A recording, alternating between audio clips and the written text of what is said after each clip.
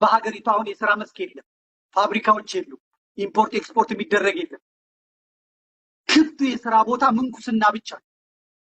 ስለዚህ ጳጳሳቱ ተደራጅተው መነኩሴ ይሆናሉ፣ ተደራጅተው ጳጳስ ይሆናሉ፣ ተደራጅተው ቄስና ዲያቆን ያጠፋሉ። ተደራጅተው መነኩሴ ከከተማ ይውጣ፣ አንተ ዋሽንግተን ዲሲ እየተንደላቀቅ ይውጣ፣ በርገር እየበላ ጃንክ ፉድ እየበላ ይውጣ። ለምን አትወጣም አንተ?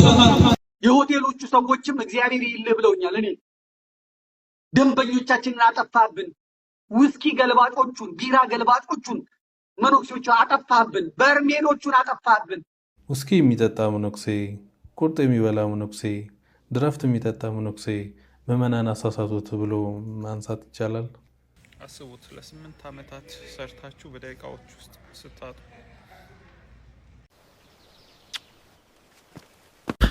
ሰላም ጤና ይስጥልኝ። እንዴት አላችሁ? እግዚአብሔር የተመሰገነ ይሁን። በወቅታዊ ጉዳዮች ተመልሻለሁ። አንድ ሁለት ነገሮችን እንመለከታለን።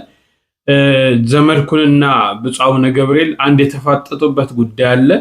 ያ ምን እንደሆነ ማስቃኛችሁ ይሆናል። በአሜሪካ በሚኒሶታ የተቃጠለው ቤተክርስቲያንስ ምንድን ነው የሚለውን የምንመለከት ይሆናል።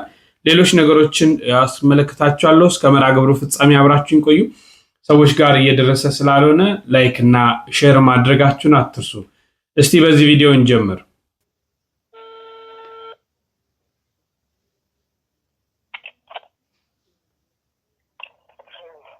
ሄሎ፣ ሰላም። እግዚአብሔር ይመስገን አባቴ፣ ደህና ነዎት?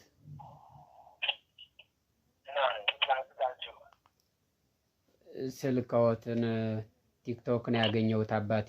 የሚያግዙኝ ነገር አለና ላማክረዎት ነበረ።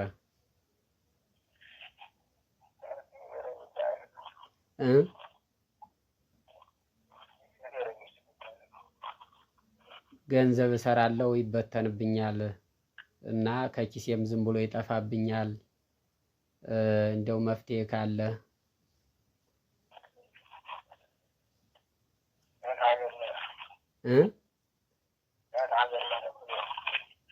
ደሴ ነኝ። ደሴ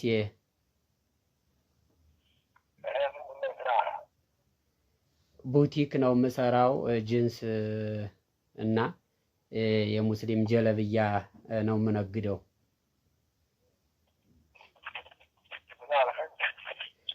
ጂንስ ሱሪዎች እና የሙስሊም የጀለብያ የለም፣ እሱን ነው የምነግድ።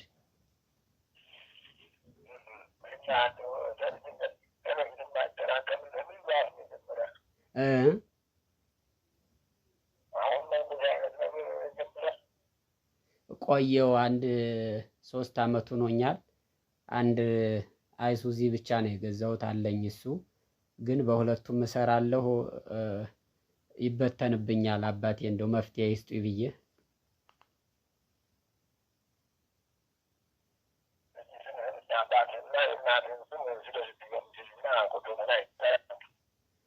የአባቴንና የእናቴን ስም የሶስታችን ስም የሚያስከፍሉኝ ስንት ነው? ክፍያ ይኖረው ይሆን?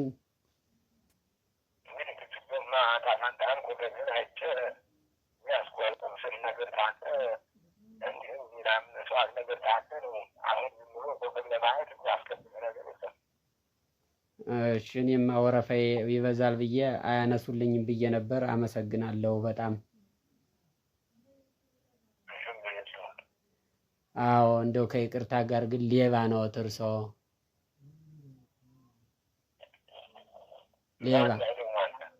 ሌባ ነው እንደው ከይቅርታ ጋር ምንድነው የሚያጭበረብሩት ህዝብን?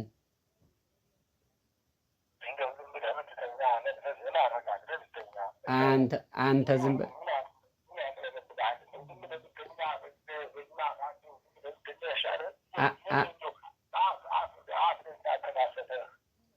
ይኸውልህ አሁን ቀጥታ ስርጭት አሌባ መርጌታ ደባስ የሚለው ይሄ በኤአይ ታላቁ መርጌታ እያለ ጥላ አስይዞ የቤተ ክርስቲያን ጥላ አስይዞ የሚያጭበረብረው ሰው ነው። እንግዲህ ይሄ የአባትህን ስም የእናትህን ስም አፈርግባ እንዱ ድንግል ማርያም እንደዚህ አይነት ሌቦች ናቸው እንግዲህ ህዝቡን ጥርቅ እያደረጉ የሚበሉት። የአባቴን ስም ልሰጠው፣ የእናቴን ስም ልሰጠው፣ እዚያ የሚበተንብኝን ገንዘብ ሊሰጠኝ ማለት ነው። ሌቦች ብትጠነቀቁ ነው የሚሻላችሁ ምዕመናን። እንደዚህ አይነት አካውንት ስታገኙ ሪፖርት አድርጋችሁ አስጠፉት። ለምን እንደሆነ ታውቃላችሁ? መርጌታ የሚለው ስም ቤተ ክርስቲያናችን የሚወክል የመምህራን ስም ስለሆነ ማለት ነው።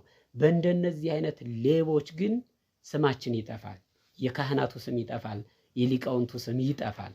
አያችሁ፣ ኦርቶዶክስን ተጠግተው ነው እንግዲህ እንደዚህ የሚዘርፉ ህዝብን እና ጥንቃቄ እንድታደርጉ ነው። አያችሁ ግን ሊበላ ማለት ነው። በቃ የሚገርም እኮ አሁን እኮ የክርስትና ስማችሁን የእናት አባታችሁን ስም የምትልኩ ትኖራላችሁ። መድኃኔዓለም ይቅር ይበላችሁ ድንግልን።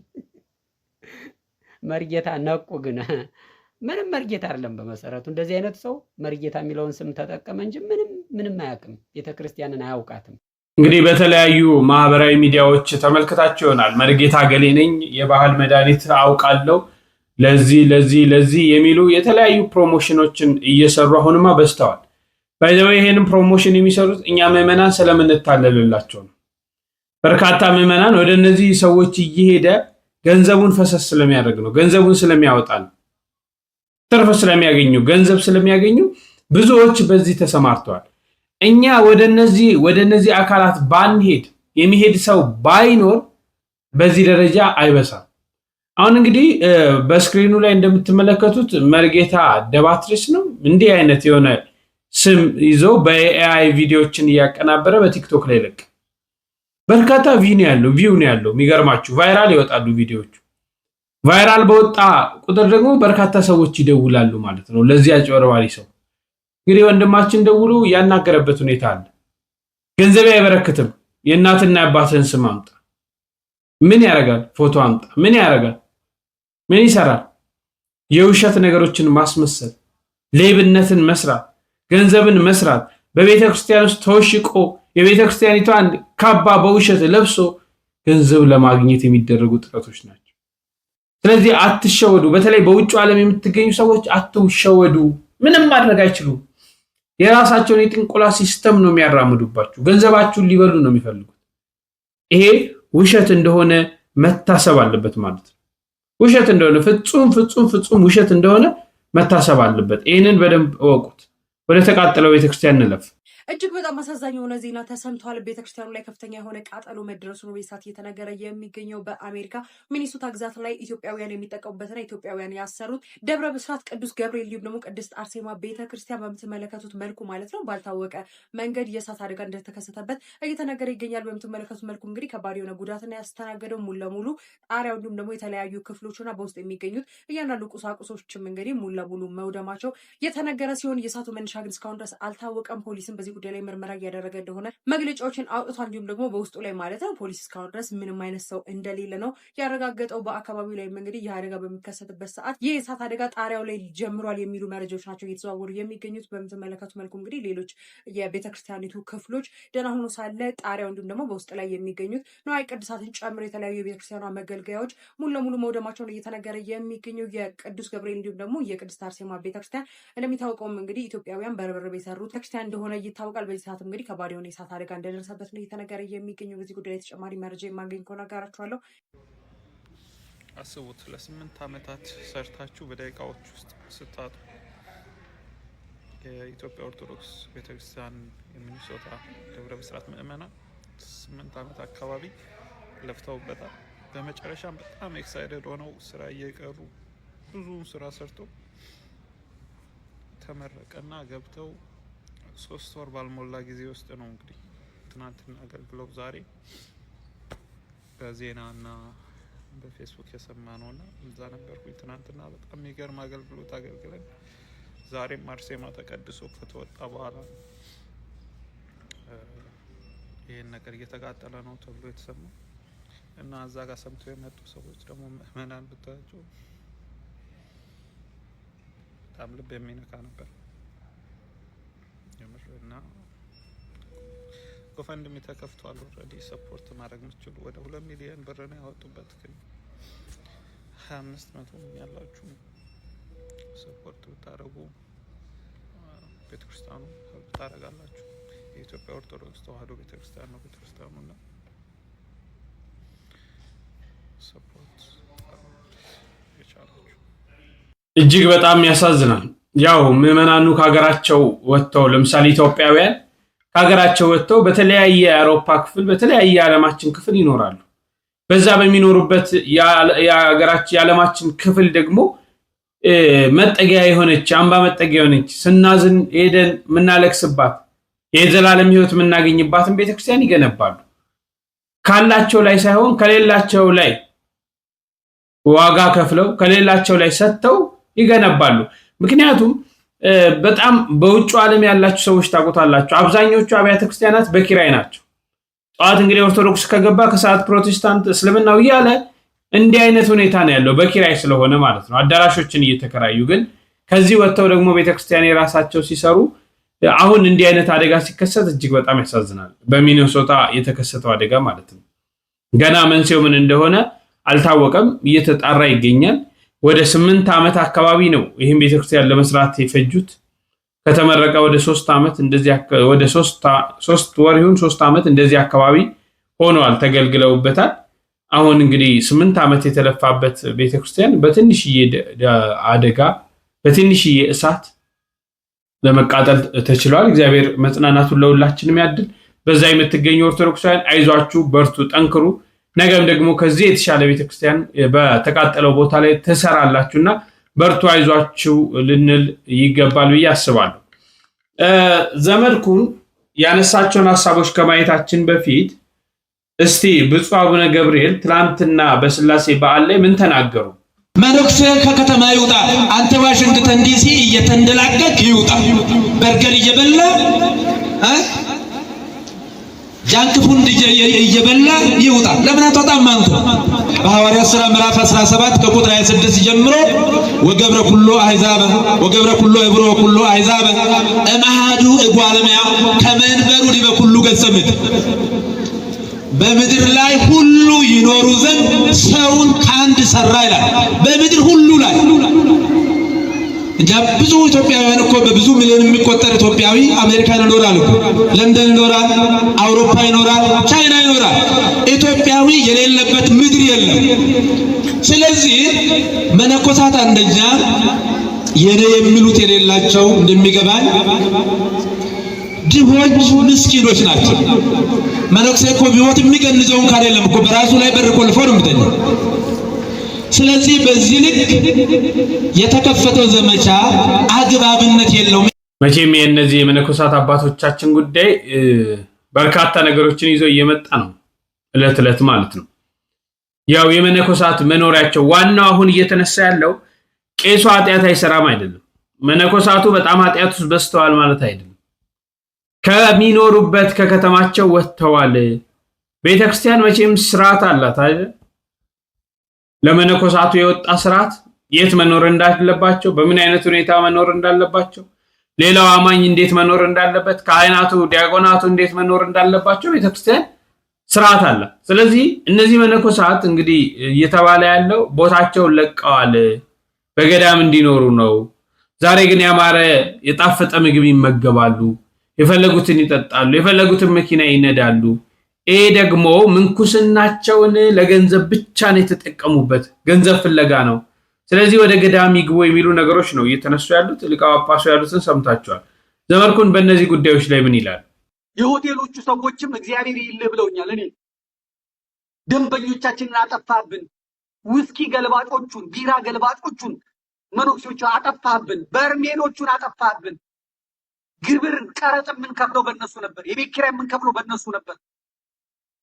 እነዚህ ሙዳየ ምጽዋት ዘርፈው የስለት ገንዘብ ዘርፈው እንትን የሚሉትን ዘረፍክብናል። ይቀመጣሉ፣ ይበላል። ዛሬ ማን ተራ ነው? የአባ ተስፋ ማርያም ነው። አባ ተስፋ ይመጣል፣ ይጠጣል፣ ይበላል፣ ውስኪውን ይላል ምናምን። ስንት ይመጣል? 82,000 ብር። እሺ ወይ እንግዲህ ጣሊያን ማናት ያለችው? አስካለ ማርያም። አስካለ ማርያም ልጄ እንደት ነሽ? ደህና ነሽ ወይ? አንቺ ብሩክ፣ አንቺ ቅድስት። አይ እንዴት ነው ኮዶ ሃይማኖት ሴች አስካለ ማርያም እዛ ያለችው ምናልባትም ቦይፍሬንድ ከዚህ ቀንዝሯ ጋር ተኝታ ሊሆን ይችላል። እዛው ሆቴል ነው ያለችው ወይም ቡና ቤት ነው ያለችው። ግን አባ ከዛ ይደውላል። አልጋ ልበረን አቤት አንቺ እኮ እንደው ግን አባ ምን ግጣሉት አይደለም። አንዲት እመቤታችን አለች እዚህ ተው መኮናሰፊያ ምናምን እንኳን እሷት እንዴት እናድርግ ብለን በጣም ተጨንቀን ምናምን እናት ካለዋ ምናምን አዎ እስቲ ስንት ትቼ የሆነ ምናምን ያሉኝን አባ እስቲ ቆይ ሌሎቹም ጋር ሄዳለሁ 50,000 ብር ትልኪያለሽ? እሺ አባቴ እሺ አሁን ነው እዚህ ሀገር ቤት ካለ ላኪልኝ። አባቶች ናቸው መጥተዋል። በእውነት ደክመው የመጡት ከገዳም የመጡት ለእነሱ አሁን እንዲያስተላልፉ ትደውል አስካለ ማለት እቴቴ ደህና ነሽ እንደምንሽ? አቤት በቃ በዚህ ባንክ ቁጥር አባት ናቸው አስተላልፊላቸው 40,000 ብር። እሺ እሺ እሺ አሁን ዘበሰማያት እግዚአብሔር ይቀበል ይዘጋል። 40 ስንት ቀረ ይላል 82,000 ከምናምን የመጣው 40,000 ተገኝቷል። ቆይ ደግሞ አሜሪካ ሄሎ ለተስላሴ እንደው በዚህ ሰዓት አገኝሻለሁ አላልኩ ነበር። በእውነት ቅዱሳን ጻድቃን ሳይከታተሉ ነው የሚገናኙት። እንደምን ነሽ እህታችን? አቤት አቤት አቤት አቤት አቤት ያንቺ ነገር እሷንም ከዛ ቻለ ዳይዝ ያስካለ ማርያም ወለተ ስላሴ በሚቀጥለው ቀን ደግሞ የአባ ገብረ ኪዳን እንትኑ ማለት ነው። እነሱ ይበላሉ፣ ይጠጣሉ፣ ይዘርፋሉ። በሀገሪቱ አሁን የስራ መስክ የለም፣ ፋብሪካዎች የሉ፣ ኢምፖርት ኤክስፖርት የሚደረግ የለም። ክፍት የስራ ቦታ ምንኩስና ብቻ። ስለዚህ ጳጳሳቱ ተደራጅተው መነኩሴ ይሆናሉ፣ ተደራጅተው ጳጳስ ይሆናሉ፣ ተደራጅተው ቄስና ዲያቆን ያጠፋሉ። ተደራጅተው አለቃም የሆነው መነኩሴ ነው። ሀገረ ስብከት የሚቀጠረው መነኩሴ ነው። ስራ አስኪያጅ የሚሆነው መነኩሴ ነው።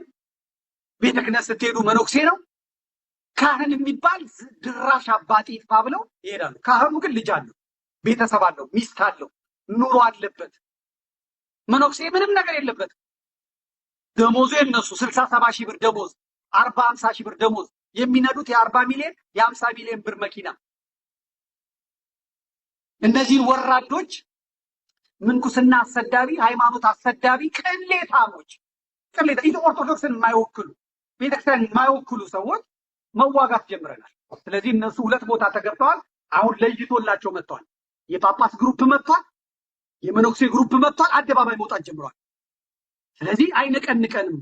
ይህን የቤተክርስቲያን ገንዘብ፣ ይህን የምዕመናን ገንዘብ እኛን የምናዝበት፣ እኛን የምንዘሙትበት፣ የምንጎለምትበት እኛንን የሚል የመነኩሴ ቡድን ተፈጥሯል። ሌላው ደግሞ ስርዓት ይዟል። በሚገርም ሁኔታ ሰሚት አሳ ቤት፣ ሰሚት ቁርስ ቤት ያ ወፈ ሰማይ ጆፌ አሞራ ሆኖ ጠዋት 4 ሰዓት ላይ ሄዶ በጾም በዓርብ ሮብ አሳ ይበላ የነበረ ጎረምሳ መነኩሴ ላቴ ሻኛው ያበጠ ዳሌው እንደ ሴት እንደ ሐረር ሰንጋ ያነጠነጠ የወንድ መነኩሴ አራስ የመሰለ ነፍሰ ጡር የመሰለ መነኩሴ ሁላ አሁን ጠፍቷል። ውስኪ የሚጠጣ መነኩሴ፣ ቁርጥ የሚበላ መነኩሴ፣ ድራፍት የሚጠጣ መነኩሴ ምዕመናን አሳሳቱት ብሎ ማንሳት ይቻላል? አንተን እኮ ነው አሁን ይሄ ስጋው ቆርጦ ውስኪው፣ መጠጡ፣ ድራፍቱ ወዘተ ወዘተ የመጣው እኮ አሁን ነው። አሁን እኮ ነው። እና ይህን የሚያደርግ ሰው አይሳሳትም ወይ ካልከኝ ገዳምም ሆኖ ይሳሳታል። ጸላኤ ሰናያት ዲያብሎስ ከቀረበው ገዳም ሆኖም እኮ ስተት ሊፈጽም ይችላል። ዝሙት ብቻ አይደለም እኮ ኃጢአቱ አይደል እንዴ? ዝሙት ግብረ ስጋ ግንኙነት ብቻ አይደለም ኃጢአት። ማሰብ ሀሌውም ከባድ ነው። ተኝቶ እዚያ ገዳም ላይ እዚያች ሰሌን ላይ ተኝቶ እንኳን እየተገለባበጠ ይሄ ነገር ትዝ ሊለው ይችላል። ይህም ከባድ ኃጢአት ነው። ቢሆንም ግን የዚህ ዓለም ትዝታ፣ የዚህ ዓለም ጠባይ፣ ግብር እዚያ ገዳም ሆኖ ትዝ ቢለው እንኳን መውጫና መግቢያ ቀዳዳ ስለሌለው ሩቅ ነው። ይሄኛው ቅርብ ነው። እዚህ ከተማ ላይ ያለው ቅርብ ነው። ዛሬ የሆነ ነገር ቢያስብ ነገ የሆነ ነገር ለማግኘት የሆነ ነገር ለመፈጸም ቅርብ ነው። ገዳም ያለው መነኩሴ ግን በጣም ይርቃል። ምናልባትም ሳምንት፣ ወራትን፣ ዓመታትን ሊርቅበት ይችላል። ያንን ያሰበውን ነገር ለማድረግ ማለት ነው። በዛ ሂደት ውስጥ ደግሞ ያሰብኩት ለውጥ ምናልባት ደግሞ ለውጥ ይመጣል። አይ ያሰብኩት ነገር እኮ ትናንት ወይኔ ይቅር ይባላል እኮ በገዳም ውስጥ። አሁን ዛሬ ሀልዮ ዝኔት መታኝ ብለን እናውቃለን። ገዳም ውስጥ ሆነ ዝኔት መታን ምናምን እንደዚህ ሳስብ አደርኩኝ። አንተ ወንድሜ እባክህ ንስሐ ስጠኝ ቀኑን አስጠኝ ብሎ እዚያው ላይ ስግደት ይሰገዳል። እንግዲህ የገዳሙን ሚስጥር እንግዲህ እያስወጣኸኝ ነው ምን ይደረግ እንግዲህ እና ስለዚህ ይሄ አለ። አሁን ድራፍቱን ስጋውን ምናምን እየበላ እየጠጣ እንደው እንዴት ይሄ ነገር ከዚህ ነገር እንዴት ሊርቅ ይችላል? አንተ ጥያቄ 75% ወደዚህኛው ነገር ሊገፋፋው ይችላል። 25% ደግሞ አስተዋይ ከሆነ እውነተኛ አስተዋይ ከሆነ ዛሬ የፈጸመውን ነገር ነገ ደግሞ አይቶ ትናንት እኮ ስጋ በላው፣ ትናንት ውስኪ ጠጣሁ፣ አረቂ ጠጣሁ፣ ድራፍት ጠጣሁ፣ በዚህም ምክንያት ይሄ ነገር መጣብኝ አይደለ? ይሄ ነገር መቅሰፍት ነው ይቅርብኝ ብሎ ራሱን የሚጠብቅ ራሱን ከዚያ ነገር የሚያርቅ ከሆነ ይህ ትክክለኛ መነኩሴ ነው። ነገር ግን አሁን ነገም ከነገ ወዲያ እንትን እያለ የሚሄድ ከሆነ ግን ትክክል አይደለም። ሰፋ ያሉ ሀሳቦችን አንስተዋል። መቼም ዘመዴ በርካታ ነገሮችን አንስተዋል። እናንተ በዚህ ዙሪያ ላይ እስቲ ሀሳብ ስጡበት፣ ሀሳብ እንድትሰጡ ፈልጋለሁ። መቼም ሁላችሁም ስለሚያገባችሁ ስለሚመለከተን ማለት ነው። አያገባንም የሚል ነገር የለም። ስለ ቤተክርስቲያን የሆነ ነገር በሙሉ ሕግ ላይ ተጽፎ የተደነገገ በሙሉ እኔም እናንተም ይመለከተናል፣ ያገባናል እና ሀሳባችሁን ጻፉ። እነዚህን እንመልከት። ከዚህ አስደንጋጭ ፍርስራሽ ውስጥ ሕፃን ልጅ በሕይወት ተረፈች ቢባል ማን ያምናል? የዓመቱ አስገራሚ ተአምር ዛሬ ተመልክተናል። ፈጣሪ ግን ምን ይሳነዋል? ክብር ለፈጣሪ እያላችሁ ኮመንቱን አጥለቅልቁት። የሰው ልጅ ተስፋ በሚቆርጥበት ሁሉም ነገር አከተመ በሚባልበት ቅጽበት ፈጣሪ ግን በሚያስደንቅ ጥበቡ ተአምርን ያስመለክተናል። ዛሬ በአዲስ አበባ ግራር ኮንዶሚኒየም አካባቢ የተከሰተው አደጋ አስፈሪ ነበር። ይህ የምትመለከቱት ምስልም እጅግ አስፈሪ ነው። በሲኖ መኪና ሙሉ በሙሉ የወደመችው ይህች ቪትስ መኪና ውስጥ የነበረችው ሕፃን ሴት ልጅ ግን ያለምንም ጉዳት በሰላም ተርፋለች። የመኪናው ፍርስራሽ ለተመለከተ ሰው ማመን ቢከብድም ሕፃኗ ከዚህ ፍርስራሽ ውስጥ በሰላም ስትወጣ በቦታው የነበረው የሰዎች ጩኸትና የደስታ ለቅሶ የፈጣሪን ሕያውነት የመሰከረ ድንቅ ቅጽበት ነበር። ታዲያ እናንተስ ስለዚህ ቅጽበት ምን ትላላችሁ? ሁሉም ነገር ላይ አስተያየት ልስጥ አትበል ነው። በምናየው ነገር ሁሉ ዳኛና ፈራጅ አንሁን። በሰማነው በምናየው ኮሽ ባለ ቁጥር በጦርነቱ፣ በረሃቡ፣ በስደቱ በመሳሰለ ሁሉ ጣታችንን ወደ እግዚአብሔር ወደ መቀሰር አንሂድ። ምኑ ለምን እንደሆነ አናቀው። እግዚአብሔር በምን ውስጥ ስራ እንደሚሰራ አናቀው። በመከራ ውስጥ ስራ ይስራ፣ በምኑ ስራ እንደሚሰራ አናቀው። እንደውም ቅርብ ጊዜ አንድ የሆኑ አባት ሶስተኛ የዓለም ጦርነት መምጣት አለበት ብለዋል። ይመጣል ብለዋል። ለምን? ሰው አብዝቶታል፣ ጠግቧል ብለዋል። ሰው ከጥጋብ የተነሳ አይደል እንዴ? ወንድና ሴት መጋባት አልበቃ ብሎ ጾታ ወንድናውን ሴትና ሴት ደረጃ የደረሰው ያም አልበቃ ብሎ ጾታ ቅየራ ደረጃ ደረሰው። ይሄ ጥጋብ ነው እንጂ ምን ይባላል? እሺ ረሃብ ነው አይደለም? ጥጋብ ቅጥ ማጣት ነው እንጂ ልክ ማጣት ነው እንጂ። ስለዚህ ይሄ መቀጣት አለበት፣ ጦርነት የግድ ይመጣል ብለዋል ያባት። ሐሳባቸው ትክክል ይሁን አይሁን አላውቅም፣ ግን እንዲህም አለ ለማለት ነው። እግዚአብሔር በምን በኩል ስራው እንደሚሰራ አናውቅም፣ በየት በኩል እንደሚያጠራ አናውቅም። በኖህ ዘመን የጥፋት ውሃን ያመጣው እኮ እግዚአብሔር ግድ ሆኖበት ነው። ሰው ተበላሻ፣ ባለገ፣ እንደ ካንሰር ሆነ፣ ጋንግሪን ሆነ። ስለዚህ ጋንግሪን መቁረጥ ምህረት ነው፣ ጭካኔ አይደለም። የሚቆረጥ አካል ገንዘብ ተከፍሎ ከሐኪም ተፈርሞ ደጅ ተጠንቶ የሚወጣው ለምንድን ነው? የማይጠቅም ስለሆነ ነው እንጂ ሰው አካሉ ቢቀደድ የሆነ ነገር ቢጎድል ማን ይጣላል? ግን ያ የሚጎዳ ከሆነ እንዲወጣ ይፈልጋል። እግዚአብሔርም ቅጣት የሚያመጣው መከራ የሚያመጣው እንደዚህ የግድ እየሆነበት ነው። ግን ምኑን ለምን እንዳደረገው ስለማናቅ እጅግም ጻድቅ አትሁኑ የተባለው ከዚህ የተነሳ። የምታማክሩት ሰው ካጣችሁ ማን አለቻችሁ? የሚሰማችሁ ሰው ካጣችሁ ማን አለቻችሁ? በሉ ንገሩኝ። የሚያያችሁ ሰው ካጣችሁ ማን አለቻችሁ?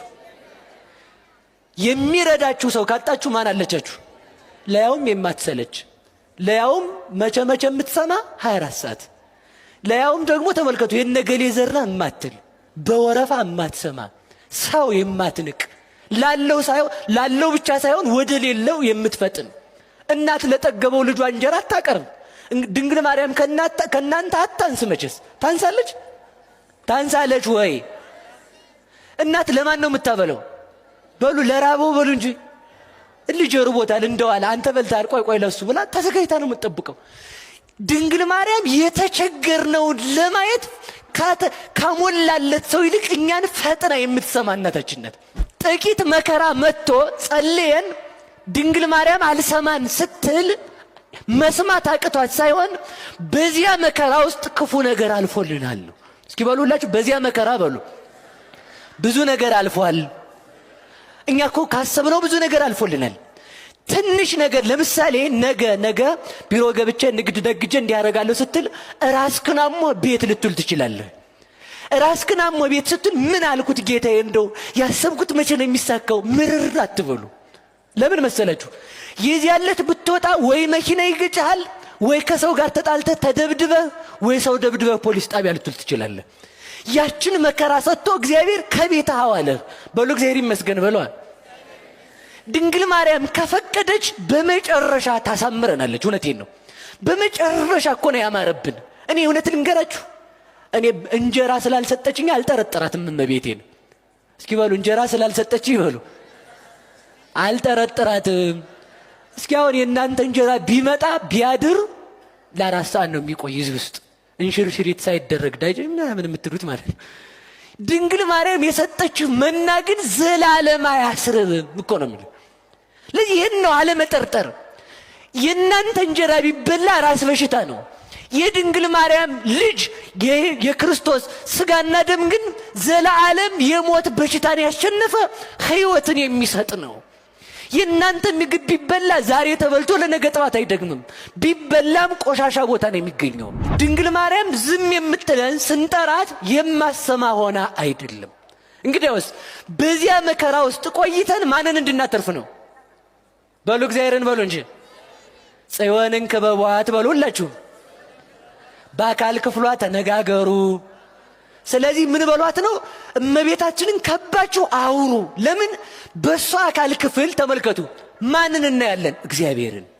ደግሞ እኮ ገና እንደው ተመልከቱ አጥሩ ጋር እንዳንቀርብ እኮ ነው። አጥሩ ጋር ማለት ነው። እሱ ግን እናቱ ጋር ቀረቡ አለ። ምን አለ? እግትዋ ለጽዮን ወቀፍዋ። ጽዮንን እመቤታችንን ምን በሏት? ክበቧት። ወተናገሩ በውስተ ማይፈደያ፣ በአካል ክፍሏ አውሩ ማለት ምን ማለት ነው? እናቴን ስትለምኗት ስለሱ ብሎ ባነባይንሽ ብለሽ ማሪን ብላችሁ ለምኗት። እሱን በተሸከመ ማይጸንሽ ብለሽ ከልጅሽ አማልጅን ብላችሁ ለምኗት። እሱን ባዩ አይኖችሽ ብለሽ ይቅርታ ሰጭን ብላችሁ ለምኗት። እሱን በዳሰሰ እጅሽ ብለሽ ይቅርታ ከልጅሽ ጋር አስታርቂን ይቅርታ ሰጭን ብላችሁ ለምኗት። እናቴን ምን በሏት አለ? ውሰዷት አለ መድኃኒዓለም። ልብ ብላችሁ ስሙ። በቤተ መቅደስ ለጸና ሰው እናቱ ትሰጣለች። ሁላችሁም በሉ በቤተ መቅደስ ለጸና በሉ። ማን ትሰጣለች? የእግዚአብሔር ቤተ መንግስት። እስኪ በሉ የእግዚአብሔር ቤተ መንግስት በሉ። ማናት የእግዚአብሔር ቤተ መንግስት? እመቤታችን። ማናት የእግዚአብሔር ቤተ መንግስት? ቤተ ክርስቲያን። ከምሬ ነው የምነግራችሁ። ይሄ አጥሩ፣ ይሄ የቤተ ክርስቲያኑ ቅጥር ይታያችኋል አይደል? ይሄ አጥሩ የእግዚአብሔር ቤተ መንግስት ውስጥ እንዳላችሁ ማስረጃ ነው። የእግዚአብሔር የረድኤቱ ምሳሌ ነው። እልፍ አእላፋት መላእክት ናቸው የከተሙበት። ማን እዚህ ስላለ? ንጉሱ እግዚአብሔር ስላለ። ቤተ ክርስቲያን የሚመጣ ሰው እስኪ እንደው ልብ በሉ። እስኪ እንደው በእውነቴን ልንገራችሁ። እስኪ አሁን ኤምባሲ ለመግባት የኮቲ ስንት ብር ነው? የኮቲ ተብሎ ሲከፈት እዚህ ይለኛል። አስፈርመ ነው የምትገባው ማለት ነው። ይኸው ናግባ ተብላል። በነጻ እኮ ነው የገባው። ዘበኛ ይከለክልህ፣ ሌት ቀን አትከለከል። መጥተህ እግዚአብሔር ቤተ መንግስት እንዳትገባ ማን ነው የከለከለ? ይሄ ነው። ይህች ናት የምትሻል ደብተራ ድንኳን የተባለችው። ከምድራዊ ነገስታት ቤተ መንግስት የምትበልጥ የማን ቤተ መንግስት? የእግዚአብሔር ቤተ መንግስት። በሩ ሊዘጋብህ ይችላል፣ ዘበኛው ላይ ያስገባ ይችላል። የእግዚአብሔር መንግስት ማን ዘግቶብሃል? ማን ነው የከለከለ? ድንግል ማርያምን እንዳታገኝ የከለከለ ማን ነው? ማንም አልከለከለም። በፈለክበት ቦታ ዘበኛስ እንደው እኮ ተመልከቱ። የኛውን ቤተ መንግስት የምታገኘው ተራምደ ትራንስፖርት አውጥተህ ነው። እሺ እቤት ሆነ የምታገኛት የእግዚአብሔር መንግስት እኮ እመቤታችን እኮ ናት። የእግዚአብሔር ታምር መቼም ድንቅ ነው እኮ በማትጠብቁት ከአንበሳ ጉድጓድ ከአንበሳ መንጋጋ የሚያድን አምላክ ከዛ ከሚነድ ከእቶን እሳት የሚያድን አምላክ ብዙ ታምራት አድርጓል። በርካታ ነገሮች አድርጓል። እግዚአብሔር የሚያደርገው ታምር ይህ ነው የሚባል አይደለም እና እንደው የፈጣሪ ታምር በጣም ደስ ይላል። ለመምህራችን እግዚአብሔር አምላክ ቃል ሕይወትን ያሰማልን። ለሞቱ ወገኖቻችን እግዚአብሔር አምላክ ረፍት ነፍስን ያድልልን። እኛም ደግሞ በንስሐ ሕይወት ተመላልሰን ስጋውን በልተን ደሙን ጠጥተን የመንግስቱ ወራሾች ለመሆን ያብቃን እላለሁ። በሌሎች መረጃዎች እመለሳለሁ። ቸር ቆዩልኝ።